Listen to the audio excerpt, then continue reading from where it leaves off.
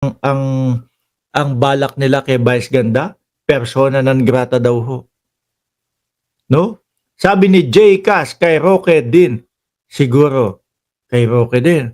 Speaking of Roque, gusto mo si Roque, o eto, pati si Roque, bakla! Binanatan ang bakla! Ay! Sorry. Hindi, ulitin natin. Roque! Binanatan si Vice! Oh, ha? Kamali lang ho, mga kababayan. O yeah, si Roque din. Vice Ganda, binanata ni Harry Roque, FPRRD, nakadapa na, sinisipa-sipa pa. Eh, nung panahon, nung laban kontra droga, handusay na, pinuputukan pa. Di ba? Wala, ayaw lumaban, pero pinipilit manlaban. Binubuyong manlaban. Nakita mo yung kaibahan, Roque? Kay Roque din daw, oh.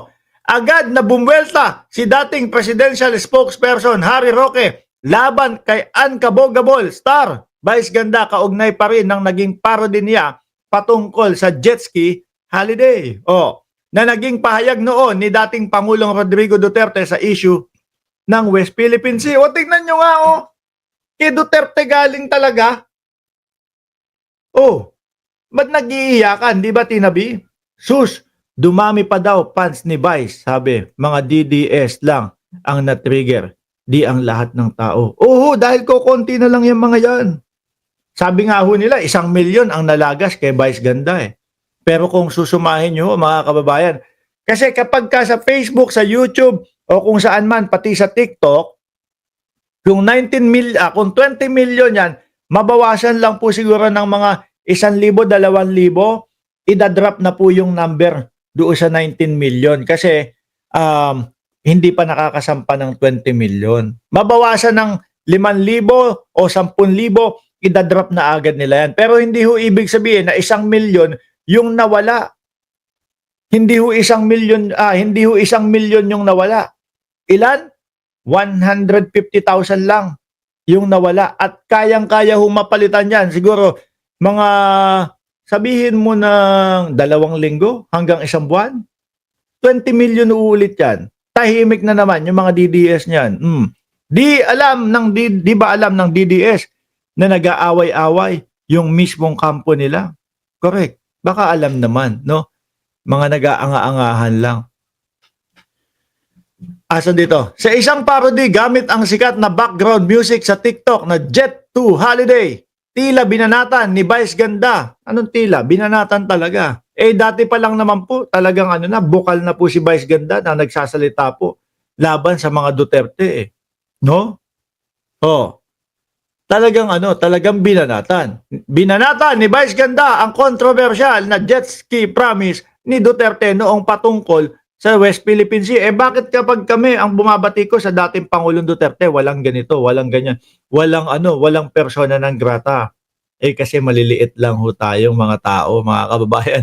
Na-hurt ho sila talaga doon kay Vice Ganda. Lalo na yung mga ibang supporter o yung ibang mga fans ni Vice Ganda, mga bossing, na mga DDS. Siguro yun yung talagang mga nasaktan ho. No? If you can't handle the joker, then you don't deserve to be a king. Dapat nga pinapalampas nyo lang yan. Lumaki lang ho ng lumaki dahil ho saan, mga kababayan? Dahil po doon sa mga pauso nila, cancel Vice Ganda. Ayaw na namin kay Vice Ganda. Hindi na kami kakain ng McDonald's. Dahil daw po yun yung ini-endorso ni Vice Ganda. Puro kabaklaan yung mga alam nyo dyan, mga DDS kayo. Puro ka bastean ang nalalaman nyo dyan. Persona non grata? So what? Ako nga ho halos linggo-linggo yata may vlog tayo doon sa nangyayari, doon sa Davao. Napapakita natin yung mga krimen na nangyayari, napapakita ho natin yung mga salasalabat na mga kuryente, yung mga pagbaha, etc. Hindi naman nila tayo pinipersona non grata. Di ba?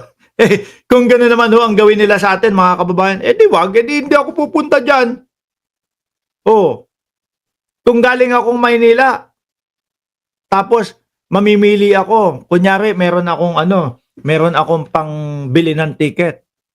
No? Hindi ko naman po siya idinadown. ang Davao, mga bossing. Kung meron akong sabihin mo ng halagang 50,000 at yung presyo ng ticket ng papuntang Davao galing Maynila at presyo ng ticket ng papunta ng Hong Kong ay magkapareho.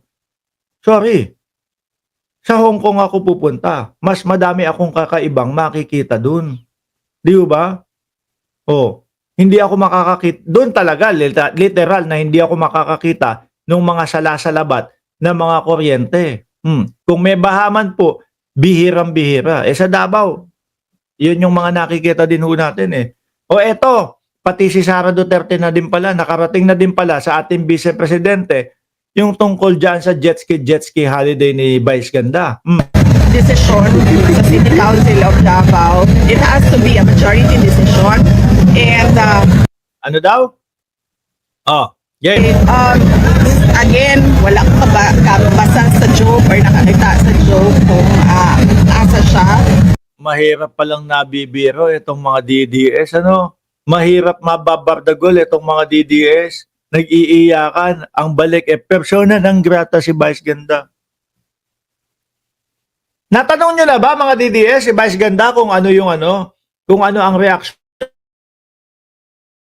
niya kung ipersona ng grata nyo siya? Diyan.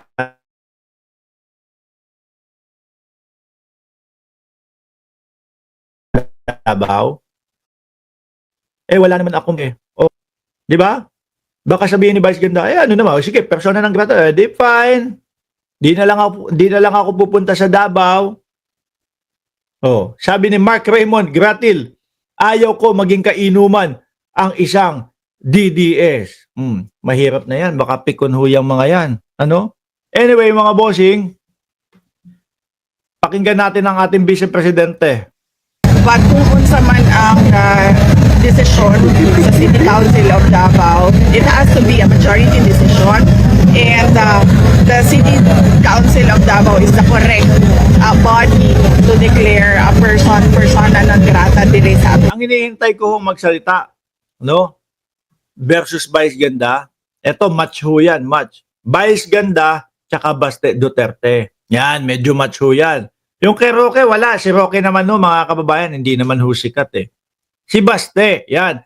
Parehas Barbie.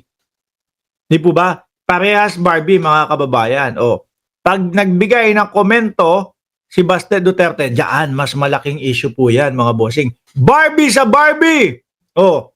Nagbabangayan. Pwede, ganun yung i-title natin. Nandiyan si paring Chris Angel. Parang ang ganda ng Davao Water World